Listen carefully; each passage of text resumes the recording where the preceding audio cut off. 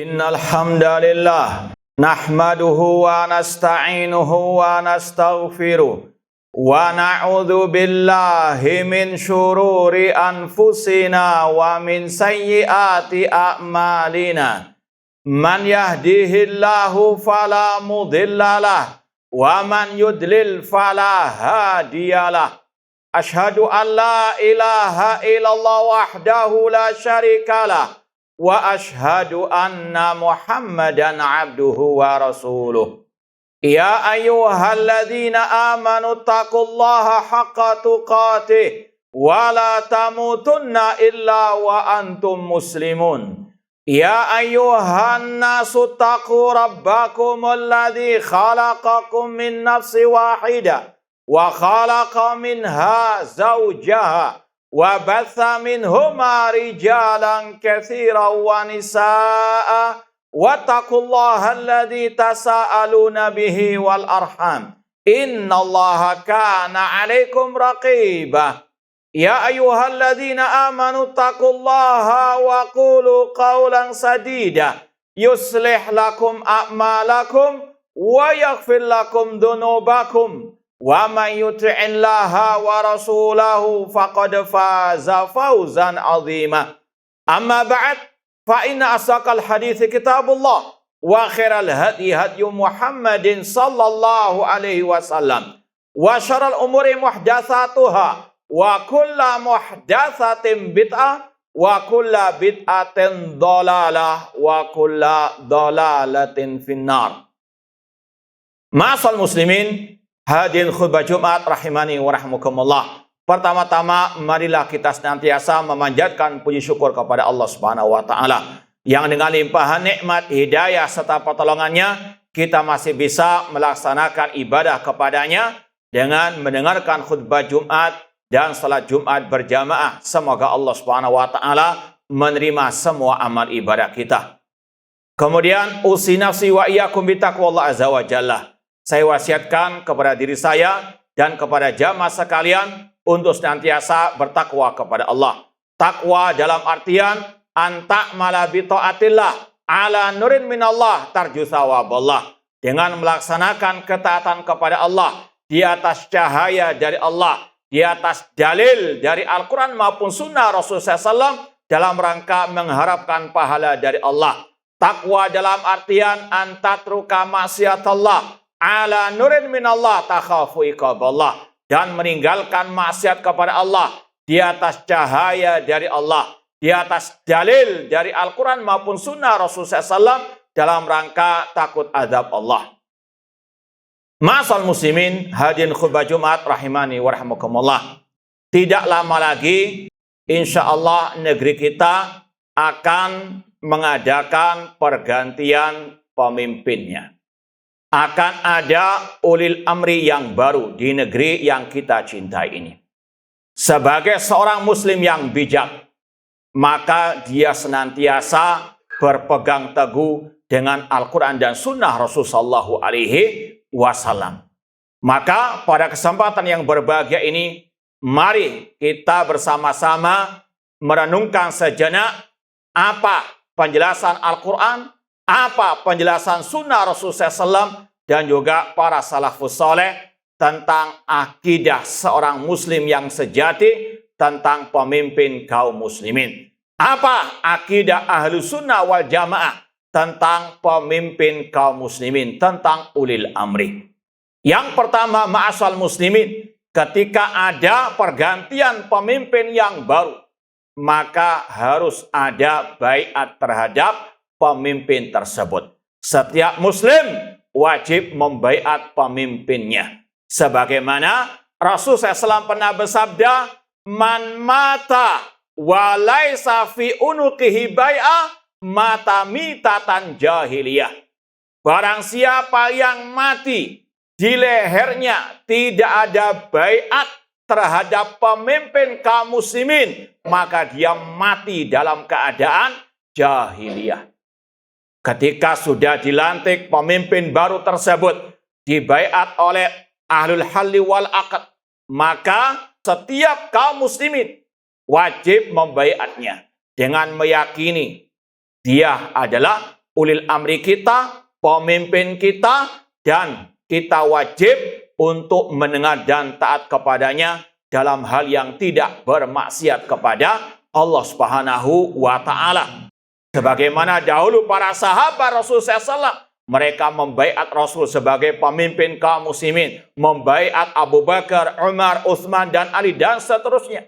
Dan dalam Islam, baiat hanya untuk pemimpin kaum muslimin, entah bentuknya khalifah, raja, ataupun presiden kaum muslimin. Tidak ada baiat untuk ketua ormas, ketua yayasan, ataupun untuk ustadz kiai. Itu tidak ada dalam ajaran Rasul maupun para sahabat Rasul SAW. Yang dibaiat hanyalah ulil amri minal muslimin.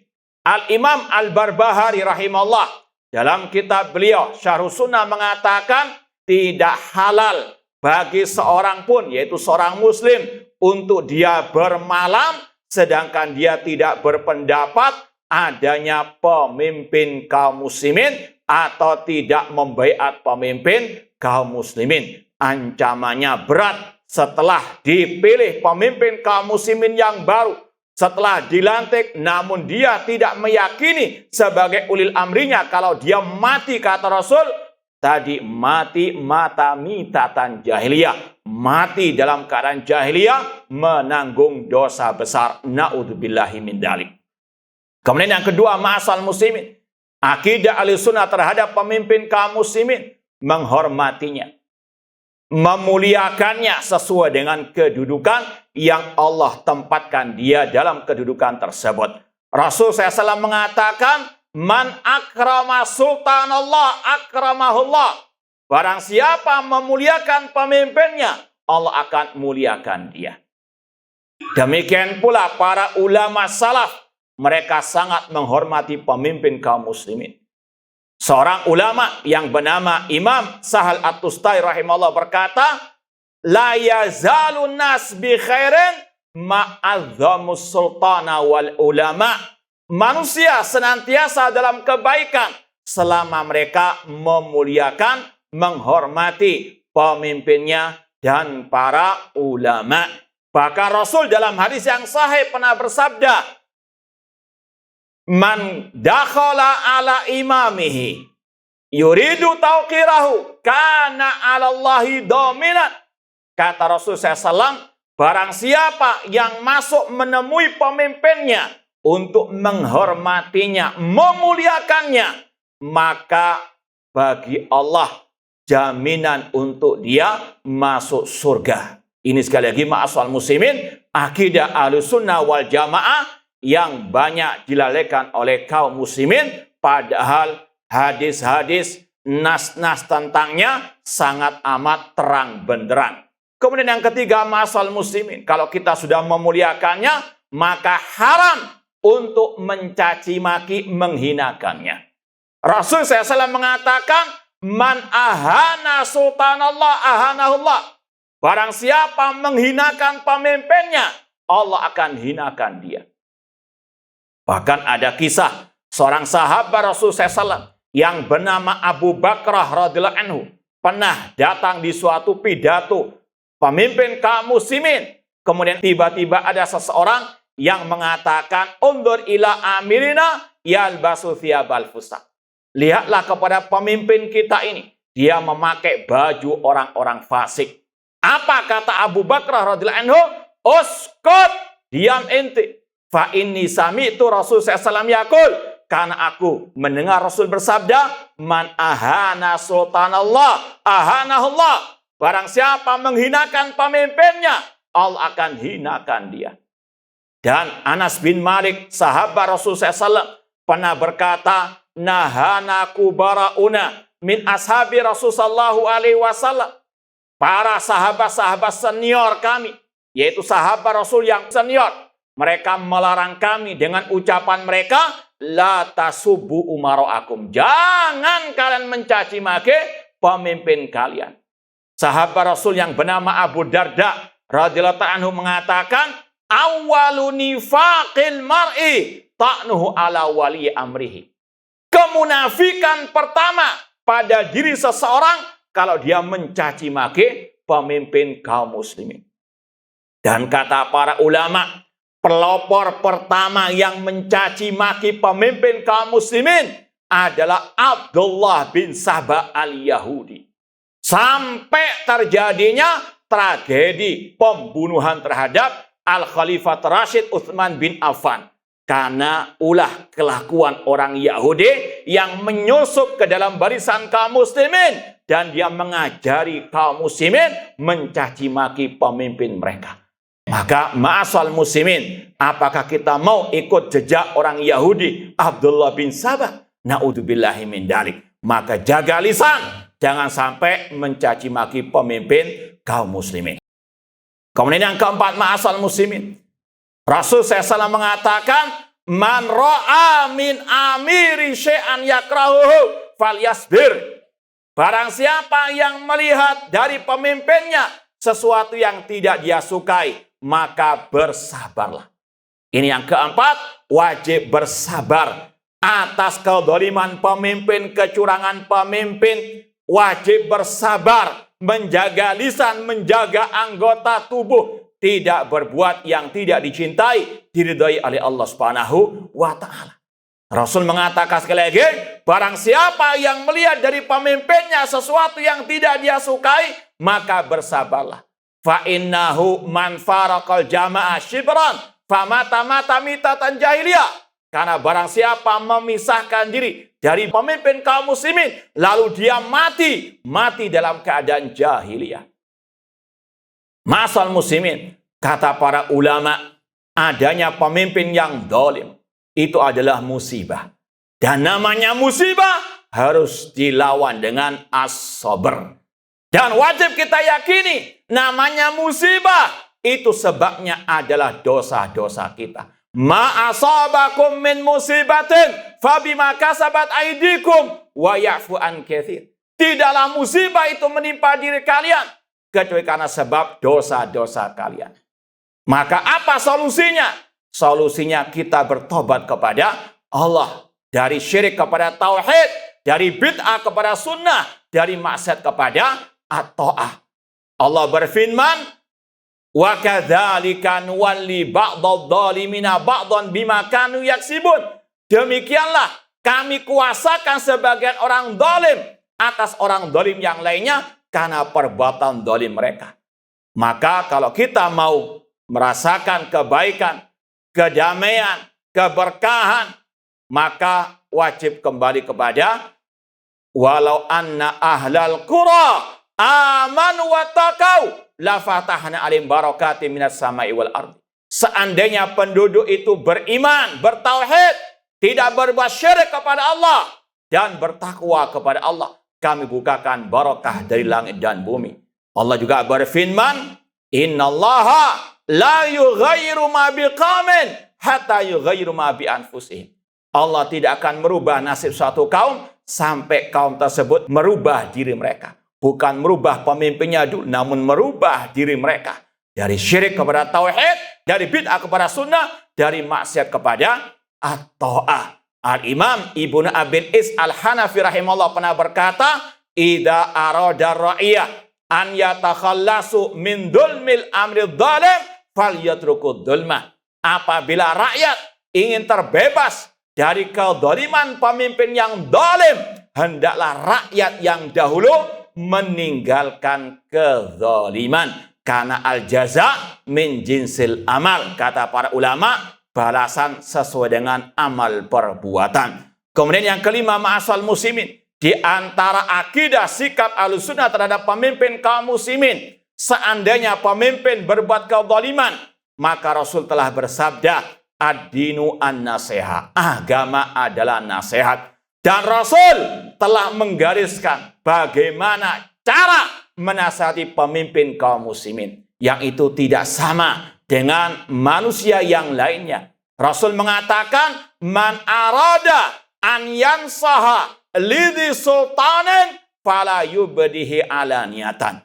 Barang siapa yang ingin menasihati pemimpinnya, jangan di hadapan umum. Jangan di mimbar-mimbar khutbah, jangan di pengajian-pengajian umum, jangan di medsos, Jangan di Facebook atau yang lainnya. Kata Rasul, "Falyakhud biyadih." Ambil tangannya, fayakhluwabi, berduaan dengannya. Fa in qabila fadak. Jika diterima, alhamdulillah. Jika tidak diterima nasihat tersebut, qad kana alladzi adda alaihi, telah gugur kewajiban. Maka hati-hati, waspada terhadap para provokator yang ingin menanamkan kebencian dalam hati rakyat terhadap pemimpin kaum muslimin. Syekh Abdul Aziz bin Baz rahimahullah pernah berkata, "Laisa min manhajis salaf at-tashhir bi uyubil wulad wa dzikru dzalika 'alal manabir." Bukan termasuk manhaj salaf, bukan termasuk ajaran Rasul, bukan termasuk ajaran para sahabat, para tabi'in, tabi'ut tabi'in, bahkan imam yang 4 mencaci maki pemimpin di hadapan umum, menyebarluaskan kejelekan-kejelekan mereka. Itu bukan ajaran Islam sama sekali, namun itu ajaran Abdullah bin Saba al-Yahudi. Na'udzubillah min dzalik. Aku qouli hada wa astaghfirullakum wa lisa'il muslimin min dzambin fastaghfiru innahu huwal ghafurur rahim. Alhamdulillah wassalatu wassalamu ala Rasulillah wa ala alihi wa ashabihi wa man walah, amma ba'd. Kemudian ma'asal muslimin, di antara akidah ahlu sunnah wal jamaah yang tercantum dalam Al-Quran dan sunnah Rasulullah SAW, dan dalil-dalilnya sangat banyak sekali, sangat terang benderang sekali, yaitu wajibnya mendengar dan taat kepada pemimpin kaum muslimin dalam hal yang tidak bermaksiat kepada Allah Subhanahu wa taala. Allah berfirman, "Ya ayyuhalladzina amanu atiullaha wa atiur rasul wa ulil amri minkum." Wahai orang-orang yang beriman, taatilah Allah, taatilah Rasul, dan pemimpin di antara kalian. Dan di antara tafsir para ulama ulil amri adalah al-umara, pemimpin kaum muslimin yang menguasai wilayah kaum muslimin. Entah bentuknya tadi al-khalifah, bentuknya raja, ataupun presiden kaum muslimin. Dan Rasul banyak menegaskan dalam hadis-hadis yang sahih, baik dalam Sahih Bukhari, baik dalam Sahih Muslim, dan kitab-kitab hadis yang lainnya. Di antaranya, Rasul mengatakan, "Usikum bitaqwallah azza wa jalla wa sam'i wa ta'ah wa in ta'ammara alaikum abdun habasyi." Aku wasiatkan kalian untuk bertakwa kepada Allah azza wa jalla, mendengar dan taat kepada pemimpin kaum muslimin meskipun mereka budak Ethiopia. Ini wasiat Rasulullah SAW. Kalau kita mengaku umat Nabi Muhammad, kalau kita mengaku pengikut Nabi Muhammad, kalau kita mengaku cinta Nabi Muhammad, ini wasiat Nabi Muhammad SAW untuk kita mendengar dan taat kepada pemimpin kaum muslimin selama dia masih muslim dan selama perintahnya tidak bermaksiat kepada Allah, wajib didengar dan ditaati. Bahkan lebih dari itu, Rasul SAW bersabda, "Sayakunu umara yastannuna bighairi sunnati wa yahduna bighairi hadi." Akan ada pemimpin-pemimpin yang tidak mengikuti petunjukku, yang tidak berpegang dengan sunnahku, tidak berhukum dengan hukum Allah dan Rasulnya. Wa sayakumu fihim rijalun kulubum kulubus syayatin fi jusmanil ins. Dan akan muncul pemimpin-pemimpin yang berhati setan dalam jasad manusia. Akan ada pemimpin yang dolim, yang keji, yang kejam. Kata Hudzaifah bin Yaman radhiyallahu anhu, "Fa kaifa asna in adraktu dzalika ya Rasulullah?" Apa sikapku ya Rasulullah kalau mendapati pemimpin yang seperti itu? Maka apa kata Rasul? Apakah disuruh mendemo? Apakah disuruh mencaci maki, mengkudeta? Tidak. Kata Rasul, "Tasma wa tuti." Tetap engkau dengar dan taati. Wa in duriba dhahruka wa ukhidha maluk. Meskipun dipukul punggungmu, dirampas hartamu, isma' wa ati, dengar dan taatilah. Sekali lagi, ma'asal muslimin, tidak ada alasan apapun untuk tidak mendengar dan taat kepada pemimpin kaum muslimin selama, sekali lagi, dalam hal yang tidak bermaksiat kepada Allah Subhanahu wa taala. Rasul juga pernah bersabda dalam hadis Abdullah bin Umar radhiyallahu anhuma, "Alal mar'il muslim as-sam'u wa ta'ah fima ahabba wa kariha illa an yu'mara bi ma'siyatin fa in umira bi ma'siyatin fala sam'a wala ta'ah. Wajib bagi setiap muslim mendengar dan taat kepada pemimpin kaum muslimin dalam hal yang dia senangi atau yang tidak dia sukai. Kecuali kata Rasul, kalau diperintah berbuat maksiat, fa in umira bi maksiyah, kalau diperintah berbuat maksiat, baru tidak ada kewajiban mendengar dan taat kepada pemimpin kaum muslimin. Dan poin yang satu ini ada dalam kitab-kitab akidah ulama salaf Ahlu Sunnah wal Jamaah, dan mereka menjadikannya sebagai prinsip dasar Ahlu Sunnah wal Jamaah. Barang siapa yang tidak meyakini akan kewajiban mendengar dan taat kepada pemimpin kaum muslimin, maka dia bukan dari golongan Ahlu Sunnah wal Jamaah. Maka ma'asal muslimin, pegang erat Al-Quran dan Sunnah dengan pemahaman para salafus soleh, maka kita akan selamat di dunia wal akhirah. Kurang lebihnya mohon maaf. Semoga Allah Subhanahu wa taala memberikan taufik hidayah kepada kita semuanya untuk senantiasa berpegang dengan Al-Qur'an dan Sunnah dengan pemahaman para salafus saleh.